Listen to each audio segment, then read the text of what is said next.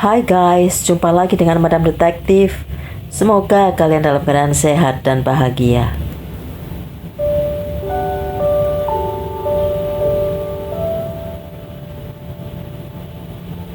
Gonzales, kota kecil yang tenang, tiba-tiba dikejutkan oleh serangkaian peristiwa menggemparkan.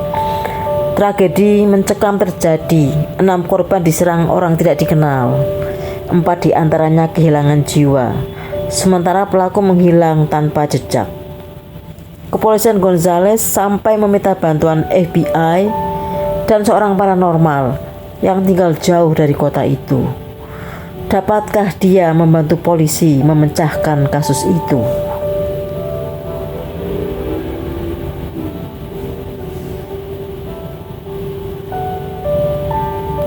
Kisah ini terjadi bermula di sebuah kota kecil di Louisiana bernama Gonzales.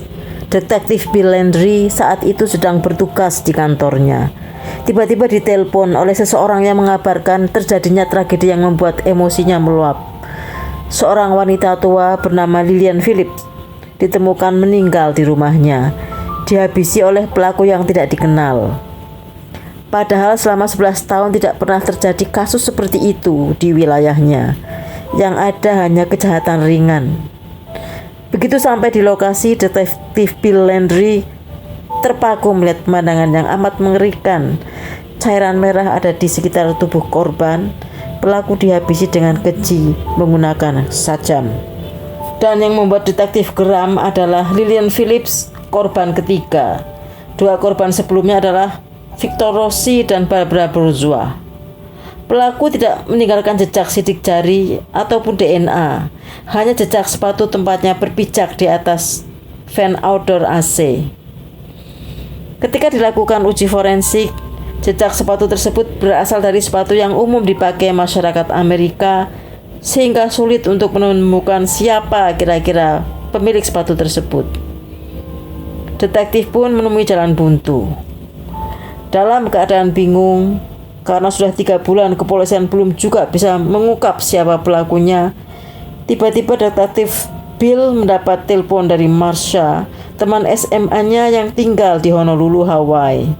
Kebetulan Marsha juga keponakan Lillian Phillips, korban ketiga.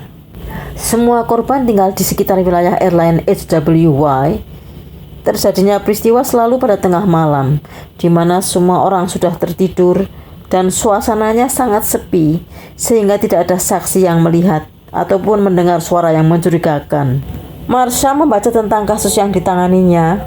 Dia menyarankan detektif Bill untuk berkonsultasi dengan temannya Rose Cobb, seorang paranormal, barangkali bisa membantu.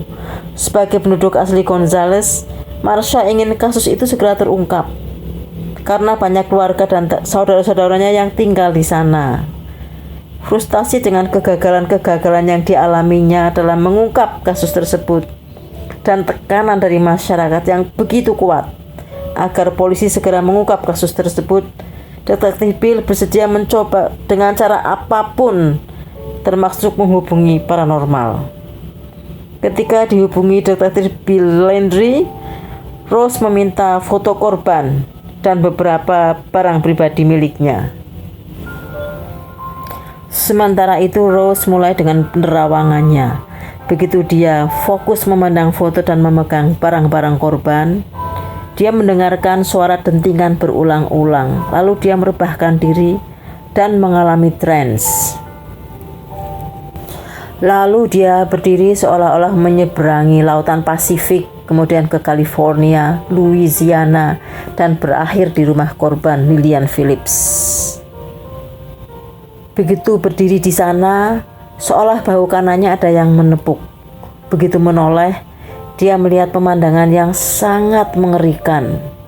Bagaimana peristiwa itu terjadi digambarkan, seolah-olah dia melihat film sedang diputar kembali. Kemudian Rose menceritakan apa yang dilihatnya kepada detektif. Dalam penglihatannya, pelaku menggunakan sarung tangan. Itulah sebabnya tidak pernah ditemukan sidik jari maupun DNA. Seorang laki-laki kulit putih, berambut coklat, bertubuh kekar. Dia juga menggambarkan ciri-ciri wajahnya. Begitu masuk ke kamar korban dengan cepat dan tanpa belas kasih sama sekali, korban dihabisi dengan sajam. Setelah mengambil barang-barang berharga korban, dia mengambil kursi yang bentuknya antik, menaruh pada fan outdoor AC, lalu berdiri. Setelah itu pandangan dia berhenti. Begitu diberi gambaran Rose, detektif takjub. Bagaimana dia tahu ada kursi antik yang diletakkan di atas tempat fan outdoor AC? Tempat itu memang digunakan pelaku untuk masuk dan keluar dari rumah korban. Padahal dia berada di Hawaii yang jaraknya 4.000 km dari TKP. Bagaimana dia bisa menggambarkan peristiwanya secara detail yang hanya diketahui oleh detektif? Sementara itu, detektif Charles yang bertugas di wilayah TKP korban kedua di St. James meminta bantuan FBI untuk melakukan profiling. Berdasarkan investigasi FBI, didapat kesimpulan bahwa ketiga korban dihabisi oleh pelaku yang sama. FBI juga melakukan profiling untuk menemukan ciri-ciri pelaku. Dan ciri-ciri yang diberikan FBI adalah laki-laki kulit putih berusia antara 35 sampai 40 tahun dari keluarga yang ekonominya di bawah rata-rata, drop out dari SMA, dan lain-lain. Ciri-ciri fisik yang diberikan FBI berdasarkan profiling sama dengan ciri-ciri fisik yang diberikan Rose. Detektif Bill dan Detektif Charles sadar mereka sedang menghadapi pencabut nyawa berantai. Maka Rose diminta untuk terbang ke Louisiana. Begitu Rose sampai TKP, dia melihat pelaku diantar dengan mobil oleh seorang wanita yang kemungkinan pacarnya. Di mobil pelaku ada potongan-potongan kertas seperti kwitansi pembayaran seseorang yang bermain judi di kasino.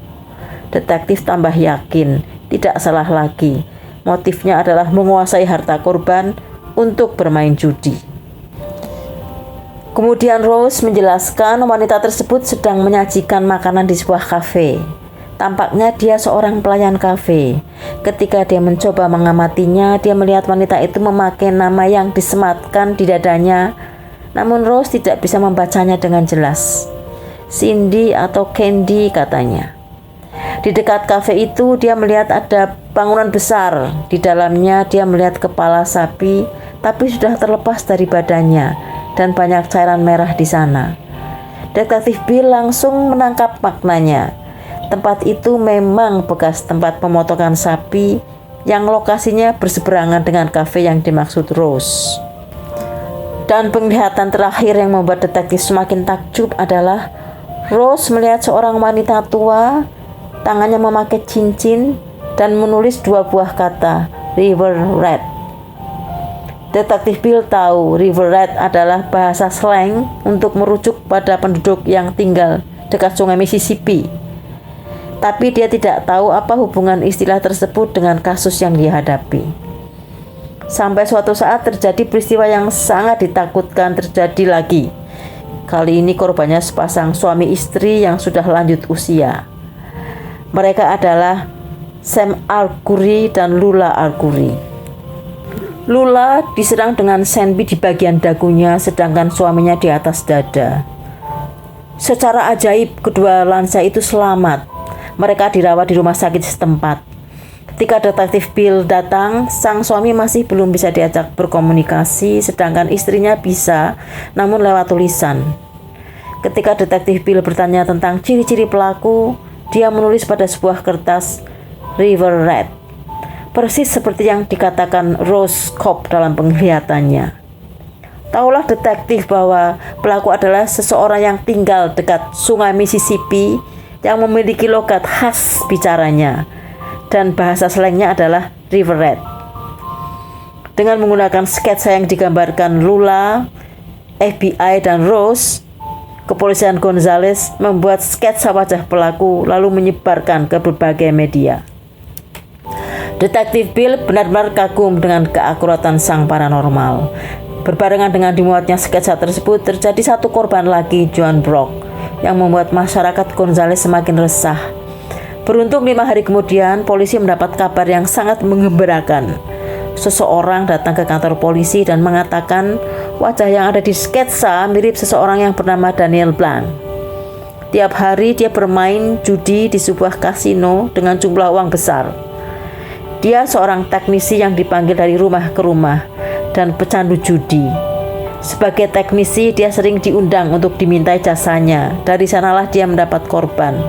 Ternyata Victor Rossi, korban pertama, dan suami Barbara Bourgeois, korban kedua, pernah meminta jasa pelaku di rumah mereka. Setelah mendapat alamat Daniel, detektif meluncur dan menangkapnya. Ketika diinterogasi, dia sangat sulit diajak bicara, selalu mengatakan, "Silakan hubungi pengacara saya." Namun detektif tidak menyerah dan merubah strategi dengan menggunakan pendekatan emosional. Detektif membicarakan hubungan pelaku dengan ibunya yang sudah meninggal 3 tahun sebelumnya. Setelah beberapa kali ditanya soal ibunya, pelaku mulai luluh. Dia menangis, mengatakan sangat kehilangan ibunya, satu-satunya orang dalam hidupnya yang selalu menyayanginya. Maklum dia anak tunggal. Dengan dipancing pertanyaan-pertanyaan dari detektif, setelah 12 jam diinterogasi, akhirnya dia mengaku telah menghabisi 6 korban. Namun 2 korban selamat. Polisi juga mendatangi Cindy di kafe tempatnya bekerja, seperti yang ditunjukkan Rose dalam penglihatannya.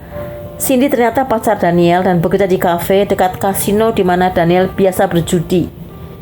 Kafe tempat Cindy bekerja berseberangan dengan bekas tempat pemotongan sapi, persis seperti penglihatan Rose.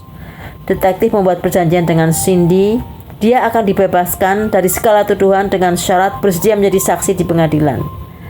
2 tahun setelah ditangkap pada bulan September 1999 oleh pengadilan, Daniel dinyatakan bersalah dan mendapat hukmat dengan diinjeksi. Pada tahun 2021, hukumannya dirubah menjadi seumur hidup. Sampai saat ini Daniel masih di penjara, usianya 60 tahun. Sekian dulu guys, semoga kita bisa mengambil hikmah dari cerita ini. Sampai jumpa di kisah berikutnya dan terima kasih sudah menyaksikan.